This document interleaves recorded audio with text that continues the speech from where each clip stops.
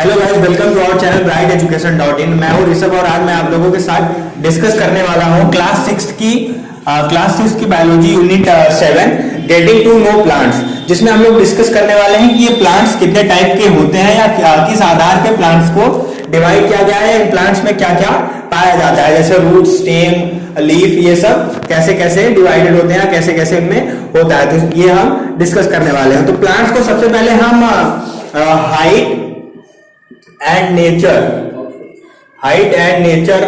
तो गाइस ये जो प्लांट्स है ना, प्लांट्स को height and nature of stem and branch के आधार पे पेड़ों को तीन प्रकार में बांटा गया है। तीन प्रकार में इन लोगों को डिवाइड किया गया है। पहला है हर्ब, दूसरा है श्रब और तीसरा है ट्री। ठीक, तो पहला इसमें है हर्ब। तो हर्ब में क्या होता है कि हर्ब में जो स्टेम होता है वो बहुत ही मुलायम होता है और टेंडर स्टेम होता है, मतलब घुमावदार स्टेम होता है। ये बहुत ही थिक और बहुत ज्यादा स्ट्रॉन्ग नहीं होता है। ऐसा होता है तोड़े तो टूट जाता है, लेकिन वो टेंडर होता है, घुमावदार। तो उसे क्या कहते हैं, वो किस प्लांट्स में आ जाएगा, हर्ब्स में। अब बात करते हैं श्रब। श्रब में क्या होता है, ये प्लांट्स एकदम जहां से भी स्टेम की शुरुआत होती है, जैसे ये मान लीजिए यहाँ से ऐसे रूट है, तो यहां से जैसे स्टेम की शुरुआत हुई, तो जहां से भी स्टेम की शुरुआत हुई वहीं पे क्या निकल जाएगा, लीफ। वहीं पे क्या निकल जाएगी, पत्तियां निकल जाएंगी। फिर ऐसे वो स्टेम और बढ़ेगा, फिर एक जगह से फिर ऐसे निकलेगा लीफ और ये सब। तो उसको बांट दिया गया है किसमें, श्रब में। और इनका भी स्टेम क्या होता है, थिक नहीं होता है,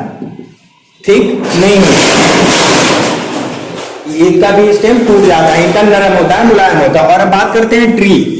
ये क्या करते हैं कि साइज में वेरी टाल होते हैं, बहुत ज्यादा लंबे होते हैं, और इनका स्टेम क्या होता है, बहुत हार्ड होता है। स्टेम क्या होता है, हार्ड होता है। तो ये तीन प्रकार के पेड़ है। Height and nature of stem and branch के आधार पे पेड़ों को तीन प्रकार में बांटा गया है। पहला है हर्ब, दूसरा है श्रब, तीसरा है ट्रीज।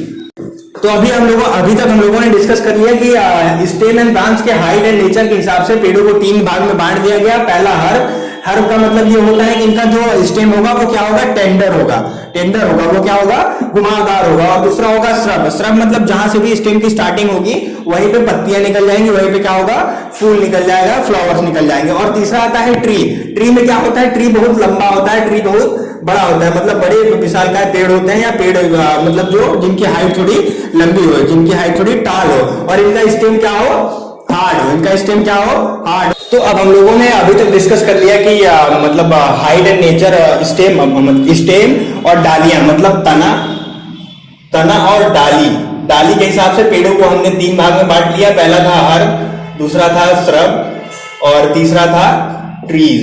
ठीक, ट्रीज। अब हमें आगे हम लोगों को डिस्कस करना है कि ये ट्रीज रहते कैसे हैं। जैसे ये हर्ब है, ये श्रब है, ये ट्रीज जो है, ये रहते कैसे हैं।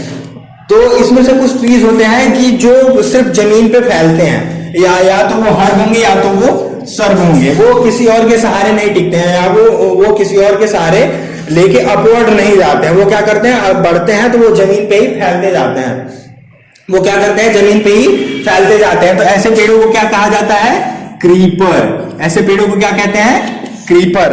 और फिर कुछ ऐसे पेड़ होते हैं या कुछ ऐसी प्लांट्स होते हैं जो पेड़, जैसे लता का पेड़ होता है, वो किसी पेड़ के सहारे करके वो पूरा उसके सिर, पैर से लेके मुंडी तक क्या करता है, चढ़ जाता है। तो वो उस पेड़ किस कैटेगरी में आएगा, क्लाइंबर। तो प्लांट्स कितने टाइप के होते हैं, पहले तो 3 टाइप के होते हैं, लेकिन इन प्लांट्स में भी इनमें कितनी प्रॉपर्टीज होती हैं, ये प्लांट्स की प्रॉपर्टीज हैं। ठीक, ये तो 3 प्रकार के प्लांट्स हो गए, हर्ब, श्रब और ट्रीज। लेकिन इसकी प्रॉपर्टीज क्या है, या तो प्लांट क्रीपर होगा या तो क्लाइंबर होगा। आप कैसे पता करेंगे कि क्रीपर है कि नहीं, तो क्रीपर जो भी पेड़ जमीन पे फैल रहा है, जैसे जैसे वो पेड़ बढ़ रहा है, जैसे जैसे वो ग्रोथ कर रहा है, तो अगर वो जमीन पर फैल रहा है तो वो क्या है, क्रीपर। और वो कोई भी पेड़ अगर किसी भी चीज के सहारे, अगर अपने तने के ही सहारे, जैसे आम का पेड़ है, वो अपने तने के ही सहारे क्या करता है, अपवर्ड तक जाता है, मतलब वो ऊंचाई को हासिल करता है, वो क्या करता है, लंबाई को प्राप्त करता है। तो वो क्या होगा, क्लाइंबर। जैसे लता है, आम के पेड़ में, पीपल के पेड़ में, बरगद के पेड़ में उसके जड़ से लता चढ़ना शुरू करता है और फिर पेड़ से जड़ से लेके उसके टहनी तक, उसकी पत्ती तक पूरा पहुंच जाता है और पूरा छाप लेता है, तो वो किस में आएगा, क्लाइंबर।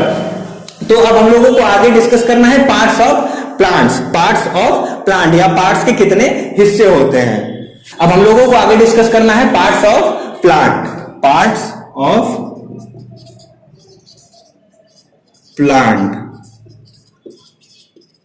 जैसे हम कोई भी पूछ ले कि पार्ट्स ऑफ प्लांट बताओ, पौधों के हिस्सा बताओ या पौधों के कौन कौन से हिस्से होते हैं, तो हमें सबसे पहले क्या करना चाहिए, हमें पौधे को एज्यूम करना चाहिए और देखना चाहिए कि एक पौधे में क्या क्या हिस्से होते हैं या क्या क्या एक पौधे में पाया जाता है। सबसे पहले तो हमारा ध्यान अगर कहीं जाएगा तो वो होगा रूट, फिर दूसरा क्या होगा, स्टेम, फिर तीसरा क्या होगा, लीफ, फिर चौथा क्या होगा, फ्लावर, फिर यही फ्लावर आखिर में फ्रूट बनता है और ये भी एक पार्ट्स ऑफ प्लांट है, लेकिन ये डिस्कस करने की जरूरत नहीं है। ये क्या है, ये पेड़ के मेन प्लांट्स हैं, मेन पार्ट्स हैं। पहला है रूट, दूसरा है स्टेम, तीसरा है लीफ, चौथा है फ्लावर। अब इसमें हम सबसे पहले डिस्कस करते हैं रूट। जैसे हम एग्जांपल ले लेते हैं कि मान लीजिए ये एक पेड़ है गुलाब का और फिर ये इसके रूट्स हैं, ये इसके रूट्स हैं, ठीक है। आप लोगों ने पेड़ का किसी का जड़ उखाड़ के देखा होगा तो वो ऐसे ही उसमें रूट्स होते हैं, ठीक। तो ये उसका ये क्या होगा, ये मेन रूट, ये जो मेन रूट होता है, जो मुख्य जड़ होता है, मेन रूट होता है, उसे क्या कहते हैं, टैप रूट, ठीक। अब इस टैप रूट में से भी कुछ हिस्से निकले होते हैं, देखा होगा आपने, जड़ में से फिर जड़ निकले होते हैं, ठीक, ऐसे हिस्सा होता है। तो जड़ में से जो दूसरा जड़ निकलेगा उसे क्या कहेंगे, लेटरल रूट, ठीक। अब जो मेन रूट होगा उसे कहेंगे टैप रूट और उस मेन रूट से जो अगला रूट निकलेगा, अगला हिस्सा जो निकलेगा उसे कहेंगे लेटरल रूट। और फिर इसमें से भी कुछ हिस्सा निकलते हैं, कुछ हिस्से निकलते हैं जो मिट्टी में घुले हुए, मिट्टी में पूरे धसे होते हैं, तो इन्हें क्या कहते हैं, इन्हें कहते हैं फाइब्रस रूट, ठीक है। तो गाइस आप लोगों को समझ में आया कि रूट्स क्या होता है। रूट्स वो पार्ट होता है प्लांट्स का, वो पार्ट होता है जो कि क्या होता है, जमीन में धसा होता है। क्या होता है, जमीन में, ठीक। रूट्स प्लांट्स का वो हिस्सा है जो किसमें होता है, जमीन में, और जमीन में होता है। और इसमें जो मेन रूट होता है उसे क्या कहते हैं, टैप रूट। ये जो मेन रूट है उसे कहते हैं टैप रूट। फिर उसमें से जो एक और रूट निकलेगा मेन रूट में से, उसे कहेंगे लेटरल रूट। फिर लेटरल रूट में से भी और निकले रहते हैं फाइबर की तरह, धागे की तरह, छोटे छोटे पतले पतले, तो उसे क्या कहेंगे, फाइब्रस रूट, ठीक है। तो अब हम लोग आगे डिस्कस करते हैं स्टेम। स्टेम क्या होता है, अब बात करते हैं स्टेम की। तो स्टेम का क्या होता है, स्टेम जड़ का ऊपरी हिस्सा होता है। स्टेम क्या होता है, जड़ का ऊपरी हिस्सा होता है जो किसी पेड़ को मजबूती प्रदान करता है। क्या करता है, पेड़ को मजबूती प्रदान करता है, स्थिरता प्रदान करता है, ये स्टेम, ठीक है। और स्टेम का काम है कि ये भोजन का स्टेम में क्या होता है, जाइलम फ्लोएम होता है जो भोजन का आदान और प्रदान कराता है, ठीक है। तो वो आगे क्लास 7th के दूसरे या चौथे यूनिट में है, वो लोग आप आगे डिस्कस करते रहेंगे। तो अभी हम लोगों ने पहले बस स्टेम को जान लेते हैं कि स्टेम होता क्या है। तो स्टेम को हम सिंपली डिफाइन कर सकते हैं कि स्टेम पेड़ का वो हिस्सा होता है जो जड़ के सीधे ऊपर होते हैं या जड़ के ऊपर पाया जाता है। ये पेड़ को क्या करता है, स्ट्रेंथ प्रोवाइड कराता है, ठीक। और ये क्या कहते हैं, फूडिंग में मदद करता है। इसमें जाइलम फ्लोएम होते हैं कि जो भोजन के आदान प्रदान में हेल्प करता है, ठीक। तो अब हम अगला डिस्कस करते हैं लीफ। पार्ट्स ऑफ प्लांट्स में अगला क्या डिस्कस करना है, लीफ। अब इसके लिए हम क्या करते हैं, एक लीफ का स्ट्रक्चर बना लेते हैं, ठीक है। फिर हम उसमें लीफ में क्या क्या कौन कौन से पार्ट्स होते हैं ये डिस्कस करते हुए चलेंगे। अभी तक हम लोगों ने डिस्कस कर लिया कि रूट्स क्या होता है, रूट्स क्या होता है। पार्ट्स ऑफ प्लांट्स में डिस्कस कर लिया कि रूट्स क्या होता है, स्टेम क्या होता है। अब आगे हम लोगों को डिस्कस करना है कि लीफ क्या होता है, ठीक है। तो आगे हम लोग डिस्कस करते हैं कि लीफ क्या होता है। लीफ किसी भी पेड़ का वो हिस्सा होता है जो किसी ब्रांच से या पेड़ के किसी ब्रांच से या स्टेम से लगा होता है। तो वो जैसे ब्रांच का कोई वो हिस्सा जहां से पत्ती निकलती है या जहां से वो पत्ती, जैसे मान लीजिए ये कोई ब्रांच है और मान लीजिए ये मेरा हाथ कोई पत्ती है और ये इस पॉइंट पे जुड़ रही है और यहां से मेरी पत्ती ऐसे, मेरा हाथ ऐसे पत्ती निकली हुई है जैसे यहाँ पे, ये ऐसे एक ब्रांच है और उसमें से यहाँ से एक पत्ती निकली हुई है, तो जहां से पत्ती निकलती है उस पॉइंट को क्या कहते हैं, पेटियोल। उस पॉइंट को क्या कहते हैं, पेटियोल। और फिर वो पत्ती के बीच में वो जो मोटी सी लाइन होती है, ठीक, जो पत्ती को दो हिस्सों में या एक भी लीफ को दो हिस्सों में बांटती है, उसे क्या कहते हैं, मिड लीफ। ठीक, उसे कहते हैं मिड लीफ। फिर मिड लीफ से लगे ही हल्के हल्के छोटे छोटे पोर्स होते हैं। आप गुलाब की पत्ती या कोई भी पत्ती लेके देखना तो उसमें क्या होते हैं, छोटे छोटे ऐसे पोर्स बने होते हैं। उस पोर्स को क्या कहते हैं, रेटिक्यूलेट। और इस पत्ती की पूरी चौड़ाई, मतलब इस पत्ती की पूरे सबसे ज्यादा चौड़े हिस्से को क्या कहते हैं, लैमिना। और फिर ये जो स्ट्रक्चर देख रहे हैं, ऐसे मिड लीफ से लगी हुई स्ट्रक्चर बन रही है ऐसे, इस स्ट्रक्चर को कहते हैं वेन्स। इस स्ट्रक्चर को क्या कहते हैं, वेन्स। ये पत्तियों की नसें हैं, मिड लीफ से जो निकलती हैं उसे क्या कहते हैं, वेन्स। और वेन्स के स्ट्रक्चर को क्या कहते हैं, लीफ वेनेशन। क्या कहते हैं, लीफ वेनेशन। मिड लीफ से क्या निकलता है, मिड लीफ से वेन्स निकलता है और वेन्स के स्ट्रक्चर को क्या कहते हैं, लीफ वेनेशन कहते हैं। तो गाइस क्लियर हो गया कि लीफ में, पार्ट्स ऑफ प्लांट्स के लीफ में कौन कौन सा पार्ट्स होता है।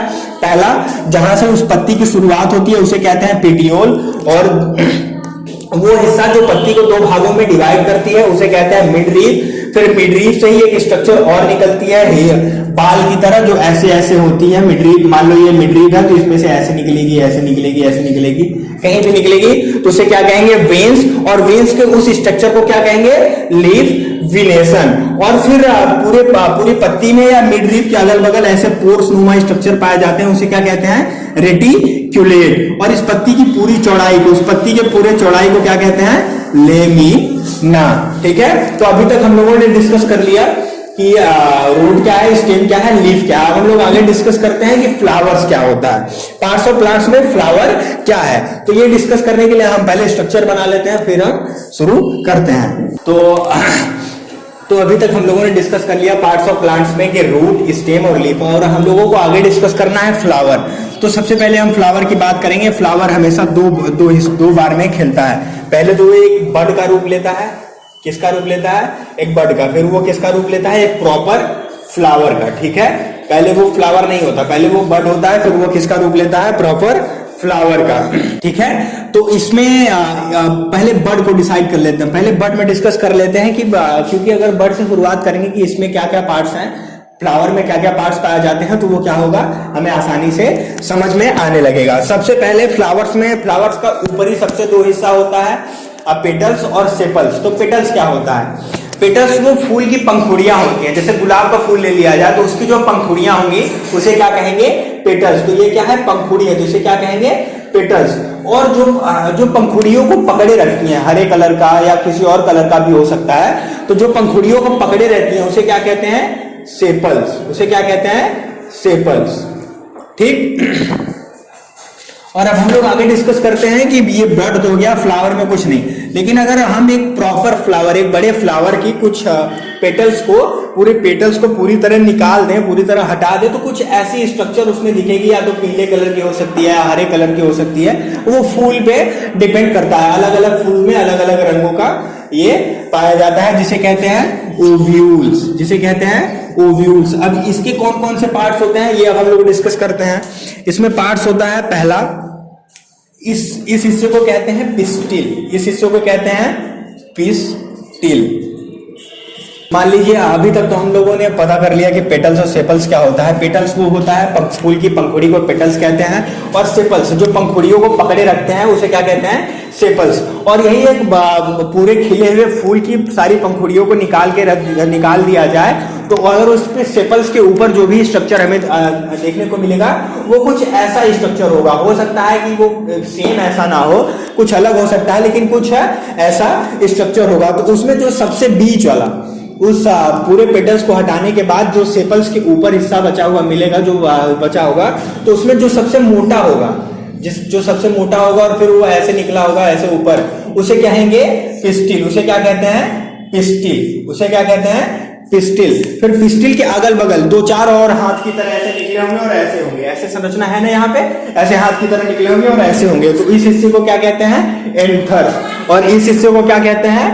स्टेमेंस। इस हिस्से को क्या कहते हैं? स्टेमेंस। ठीक है, तो अभी तक हम लोगों ने पूरा प्रॉपर डिस्कस कर लिया कि रूट्स, स्टेम, लीफ, फ्लावर क्या होते हैं और इनका पार्ट्स क्या क्या है।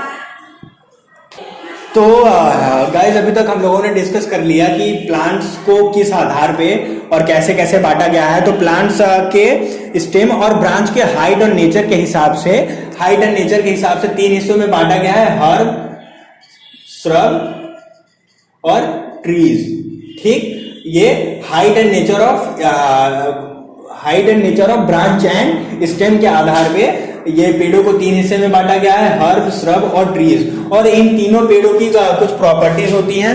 पहली प्रॉपर्टीज, अगर वो जमीन पे मतलब वो अपवर्ड नहीं जा रहा है, उसकी अगर ग्रोथ हो रही है, अगर उस पेड़ का ग्रोथ हो रहा है, वो पेड़ बढ़ रहा है और वो अपवर्ड नहीं जा रहा है, जमीन पे ही सिर्फ फैल रहा है, तो उसे कहते हैं क्रीपर।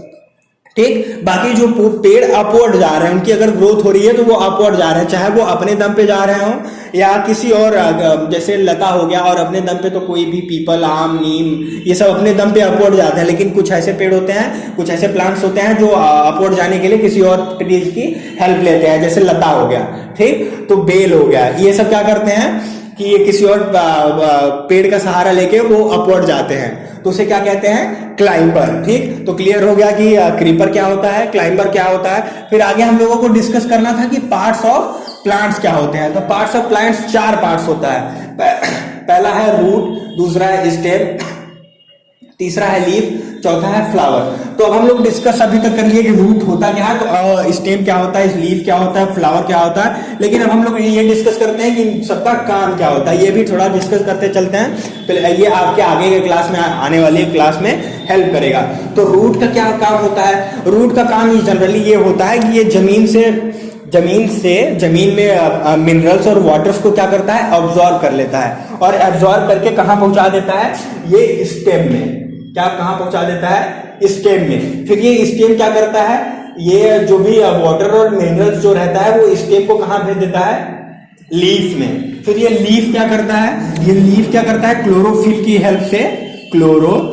की हेल्प से फोटोसिंथेसिस करके इन पेड़ों के लिए क्या बनाता है? भोजन। और फ्लावर्स क्या है? ठीक है, तो अभी तक हम लोगों ने ये सब डिस्कस कर लिया। तो गाइज अगर ये वीडियो अच्छा लगा हो तो चैनल को लाइक कर दो, और वीडियो को लाइक कर, चैनल को क्यों लाइक करना है यार, वीडियो को लाइक कर दो, चैनल को सब्सक्राइब कर दो। और जो भी 6, 7, 8, 9, 10, 11 में जो भी पढ़ने लिखने वाले बच्चे हैं, एनसीईआरटी बोर्ड से पढ़ते हैं, तो उन लोगों को ये वीडियो थोड़ा शेयर कर दो और आपस में शेयर करके यार चैनल को थोड़ा सब्सक्राइब कर दो। ठीक है, थैंक यू।